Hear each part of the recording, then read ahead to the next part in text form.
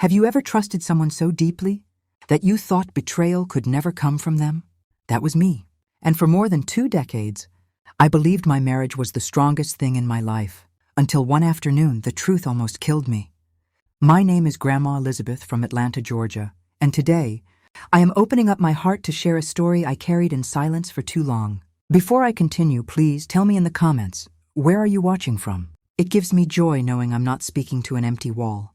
Your presence gives me strength, because this is not an easy story to tell.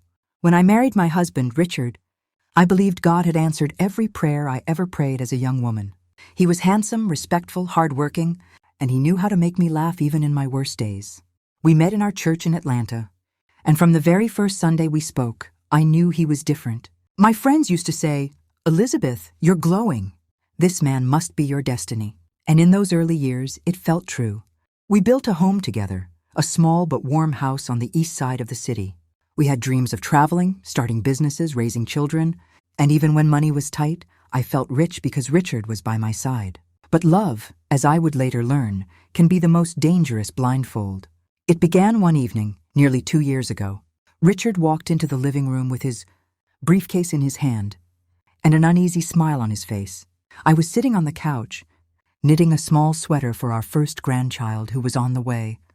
My daughter had just announced her pregnancy, and my heart was overflowing with joy. "Liz," Richard began. He was the only one who called me that. "I need to talk to you about something important." I looked up from my knitting needles, my heart skipping. His tone was heavy, unusual. He sat down beside me, took my hands in his, and said words that shook me to my core. "I've been assigned to a long project. It's out of state. Maybe even overseas. I'll have to be gone for close to a year." My jaw fell open. "A year? Richard, that's too long.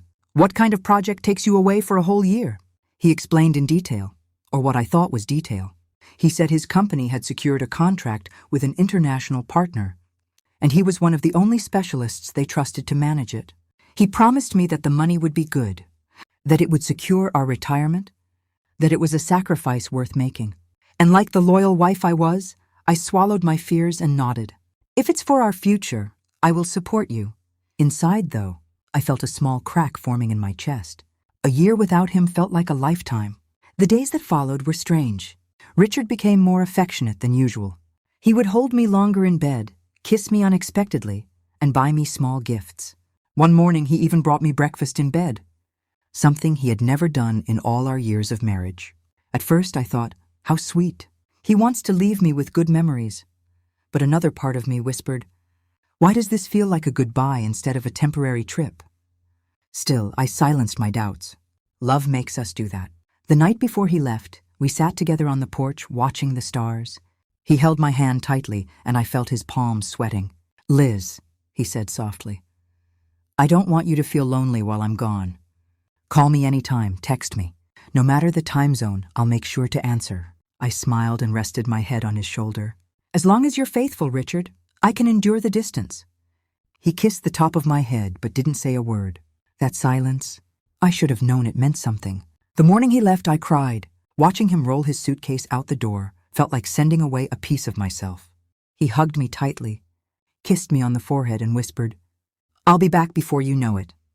I stood by the window, watching him drive away until his car disappeared. And then I whispered a prayer. "Lord, bring my husband back safely to me." The first few weeks were hard. Nights were the worst. The bed felt too big, too empty. But Richard kept his word. He called almost every evening. Sometimes he sent photos of hotel rooms, airports, and what looked like work sites. I would smile through tears and tell him how much I missed him. And he always replied, "Just a few more months, Liz. Stay strong for me." And so I stayed strong. Months turned into half a year. Half a year turned into 10 months. And by then, I was counting the days until his supposed return. But life has a way of tearing away the curtains we hide behind. One bright Saturday morning, my church women's fellowship planned a short retreat to the city center. It wasn't far from home, just a few hours by bus. I was hesitant to go because traveling without Richard always made me feel uneasy. But my friends insisted. "Elizabeth, you need fresh air. You've been too quiet since Richard left," they said. I packed a small bag and joined them, laughing for the first time in months. We sang hymns on the bus, shared testimonies, and for a moment, I felt alive again. But that short trip would change my life forever. We arrived in downtown Atlanta around noon. The streets were bustling, cafes were filled with couples and friends, and the city felt alive with weekend joy. My group decided to stop at a local cafe before heading to the retreat venue, and that was when my heart stopped. Through the glass window of the cafe, I saw him. Richard. My husband. Not in another state, not overseas, but right there in Atlanta. And he wasn't alone. He was sitting at a small table by the window, his hand resting gently on the hand of a woman I knew too well, my sister, and her belly was swollen with pregnancy. I froze. My legs felt weak. My friends were chatting, laughing, unaware of the storm exploding inside me. I couldn't move, couldn't breathe. My eyes locked on Richard's smile. The same smile he used to give me, now shining on someone else. And not just anyone. My own blood. At that moment, the world around me blurred. The voices faded. All I could hear was the pounding of my heart and the shattering of my soul. I pressed my hand against my chest, trying to stop the storm inside me. For a moment, I thought my eyes were deceiving me. Maybe it wasn't Richard. Maybe it wasn't my sister. Maybe grief and loneliness had made me imagine the worst. But then Richard leaned across the table, brushed a strand of hair from her face, and kissed her knuckles the way he used to kiss mine. And when she laughed, her voice was unmistakable. It was her, Angela, my younger sister, the one I grew up protecting, the one I used to share secrets with under the blankets as little girls, the one who stood beside me as my maid of honor on the day I said I do to Richard. I wanted to scream. I wanted to burst through that glass window and demand answers. But my body refused to move. My knees trembled like a child in the cold, and my throat burned as if my voice had abandoned me. "Elizabeth, are you all right?" one of the women in my group asked, touching my arm. I forced a smile, quickly turning away from the cafe window. "I'm fine," I whispered.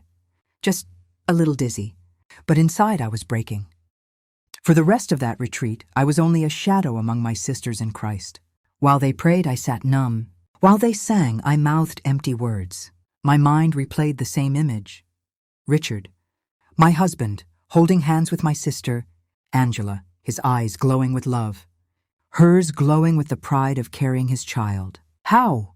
How could the man who prayed with me, who promised me forever, betray me in such a cruel way? And how could my own sister, the one I trusted with everything, commit such a sin against me?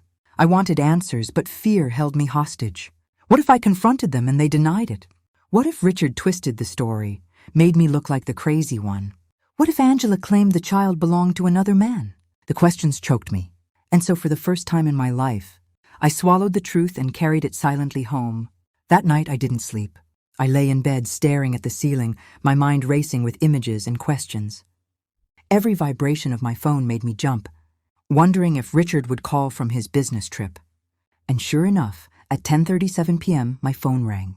"Liz, sweetheart," his voice came through, warm and smooth. "I miss you so much. I can't wait to come home." My hands shook as I held the phone to my ear. I wanted to scream, "Liar! I saw you today!" But the words stayed locked in my throat. Instead, I whispered, "I miss you too, Richard."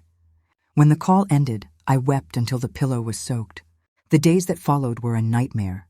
Every call from Richard felt like a knife twisting deeper into my chest. He spoke about the project, about long meetings, about how lonely he was without me. And all the while I knew the truth. He wasn't lonely at all.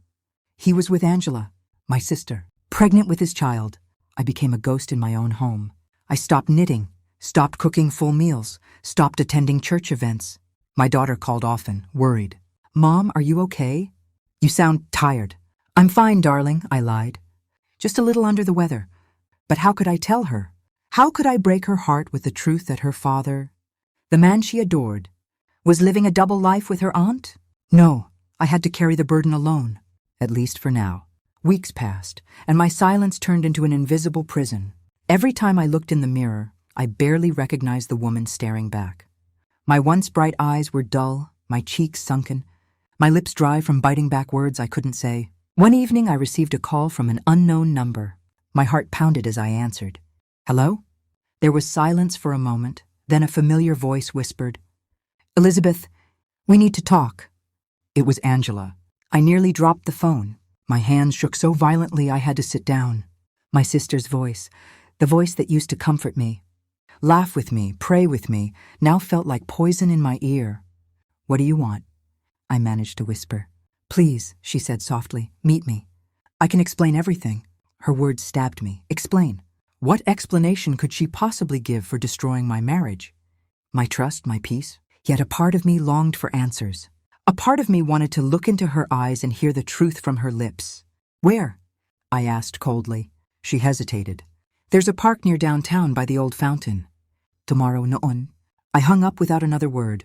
That night, I didn't sleep again. My mind rehearsed every possible scenario. Would she beg for forgiveness? Would she blame Richard? Would she laugh in my face? By morning, my stomach was in knots, but I knew I had to go. I had to face the woman who betrayed me. The next day, I walked to the park, my heart pounding like a drum.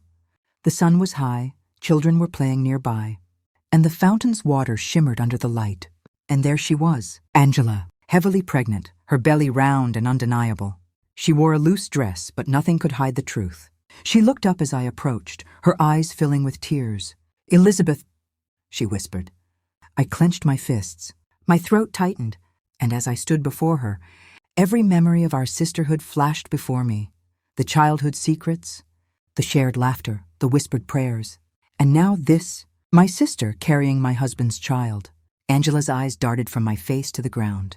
Her hands instinctively moved to her belly, protecting the child growing inside her. A child that carried my husband's blood. I wanted to scream. I wanted to claw at the sky and demand answers from God. But when I finally opened my mouth, my voice came out low and trembling. "Why, Angela? Out of every man in this world. Why my husband?" Her lips quivered. Tears spilled down her cheeks. "Elizabeth, I didn't plan this. I swear to you I didn't. It just happened." "It just happened?" I repeated, my voice breaking. "You don't fall into betrayal by accident, Angela. You choose it. Every time he touched you, every time you let him hold you, you chose it. You chose to stab me in the back." She covered her face, sobbing. "I was weak. He told me things, made me feel special. I was lonely, Liz. You've always had everything. The home, the family, the respect. I was tired of being the shadow." Her words cut deeper than any knife. I thought of the times I had shared my clothes with her, lent her money, prayed with her in her darkest hours. And now she stood before me, justifying the betrayal that had shattered my soul. I stepped closer, my voice rising. "Lonely? You destroyed me to fill your loneliness? Angela, you weren't just my sister. You were my friend, my blood, my safe place. And now," my voice cracked as tears burned my eyes, "now you've burned everything to ashes." She fell to her knees, clutching her swollen belly. "Please, Elizabeth. Hate me if you must, but don't hate this child. The baby is innocent." I stared at her trembling form, my heart torn in two. Part of me wanted to walk away forever. Another part wanted to drag her to Richard and expose them both. But in that moment, all I felt was the crushing weight of betrayal pressing down on me, suffocating me. I turned away, whispering through clenched teeth, "You both will reap what you've sown." And with that, I left her kneeling by the fountain, her sobs echoing in the wind. That night, Richard called again. "Liz, sweetheart, I miss you so much," he said, his voice warm and sweet. "Only a few more weeks before I'm back in your arms." I listened in silence, my chest burning with rage. His lies flowed like honey, coating every word. And for the first time, I realized I was no longer the naive wife who believed him. I was a woman who had seen the truth with her own eyes. I whispered, "Yes, Richard, I'll be waiting." But deep inside, I knew something had changed. I wasn't just waiting anymore. I was preparing. As days turned into weeks, I wrestled with the storm inside me. Should I confront him directly? Should I expose Angela to the entire family? Should I pack my bags and leave quietly? Every scenario played in my head like a movie, and every ending left scars. One Sunday morning, I sat in the back of the church while the choir sang. Tears streamed down my face as the preacher spoke about forgiveness. But my heart was heavy with bitterness. How do you forgive a wound still bleeding? How do you heal when the knife is still in your back? I knew I couldn't keep silent forever. The truth would have to come out. The question was when and how. And that was how chapter 1 of this painful journey ended, with questions, with brokenness, with betrayal still burning in my veins. Friends, you've heard my story so far. Now I want to ask you, have you ever trusted someone you loved, only to discover they were betraying you with the very person you least expected? So Richard came back home on a Wednesday evening. The moment I heard the rumble of his car in the driveway, my chest tightened. I stood at the kitchen window, watching him step out in the same suit I'd seen him wearing at the cafe weeks earlier. He looked sharp, confident, like a man who had nothing to hide. When he walked in, he opened his arms wide. "Elizabeth, my love." I forced a smile. "Welcome back, Richard." He pulled me into a hug, kissed my cheek, and carried his suitcase inside as if nothing had changed. But everything had. Over dinner, he spoke about his travels, about hotels and meetings that never happened. I stirred my soup silently, watching his mouth move, listening to the lies. Finally, I set my spoon down. "Richard, do you love me?" He looked startled. "Of course I do." "Why would you ask that?" I leaned forward, holding his gaze. "Because love doesn't betray. Love doesn't lie. And love doesn't share a bed with my sister." The spoon slipped from his hand, clattering against the bowl. His face went pale. "What are you talking about?" "I saw you, Richard, with Angela. I saw the way you held her hand, the way you looked at her. And I saw her belly. Don't you dare deny it." For a moment, he was silent. Then his jaw tightened. "Elizabeth, listen." "No," my voice shook. "You've lied long enough. Tell me the truth now. How long has this been going on?" His shoulders slumped. He rubbed his forehead, avoiding my eyes. "Almost a year." The words hit me like stones. A year, 12 months of betrayal under my nose. Tears blurred my vision. "And the baby?" He swallowed hard. "It's mine." My breath caught in my throat. I gripped the edge of the table, trying not to fall apart. "You've destroyed me, Richard. You've destroyed us." He reached across the table, desperation in his eyes. "Elizabeth, please. I never meant to hurt you. It was a mistake that went too far. But you're my wife. I still love you." I pulled my hand away. "Love? Don't insult me. Love doesn't stab in the back and then beg for forgiveness when caught." The room fell silent, the only sound the ticking of the clock on the wall. And then came the knock on the door. Richard froze. We both knew who it was. I opened the door, and there stood Angela, her belly more pronounced than before, her face pale and nervous. "Elizabeth, please," she whispered. "We need to talk." I looked from her to Richard, both of them standing there like guilty children caught in their sins. My voice hardened. "Fine, let's all talk. Tonight, no more secrets." The three of us sat in the living room, tension thick in the air. My heart pounded, but my voice was steady. "You've both betrayed me in ways I may never recover from. But I need answers, and I won't leave this room until I get them." The silence in the living room was suffocating. Angela sat on the far end of the couch, hands folded protectively over her stomach. Richard paced the floor like a caged lion, running his fingers through his hair. I sat in the armchair opposite them, my hands clasped so tightly my knuckles turned white. Angela's voice broke the silence first. "Elizabeth, I know nothing I say will make this right. But I swear to you, I didn't mean for it to happen this way. Richard and we didn't plan it." I laughed bitterly. "Didn't plan it? You expect me to believe that? A one-time mistake doesn't last a year. A one-time mistake doesn't make a baby." Richard stopped pacing and turned toward me. His eyes were pleading. "Liz, please." I was weak. I should have stopped it. I should have told you, but I was afraid of losing you. I shook my head. "You lost me the moment you chose her over me." Angela burst into tears, rocking back and forth. "I was lonely, Elizabeth. You don't know how it feels to always be the second daughter, the forgotten one." "Richard, he made me feel seen. He made me feel loved." Her words pierced me. I remembered the years we spent growing up.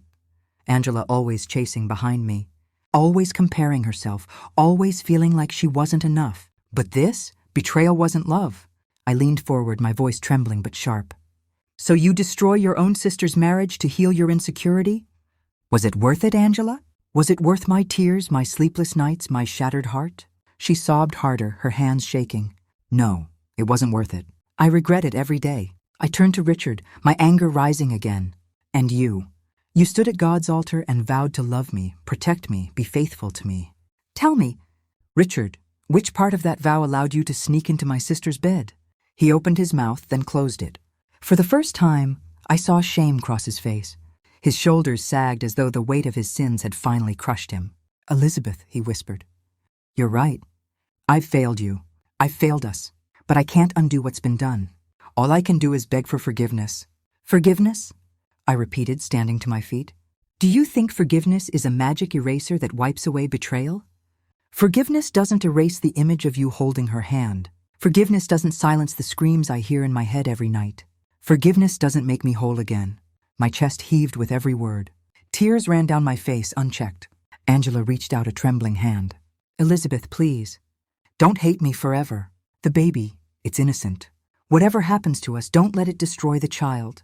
I stared at her, and for a moment my anger faltered. The child was innocent, but the reality still burned. That child would forever be a reminder of betrayal. Finally I spoke, my voice low but firm. You've both taken something from me that I can never get back. My trust, my peace, my dignity. I walked toward the door and turned back to them. Tonight I need space.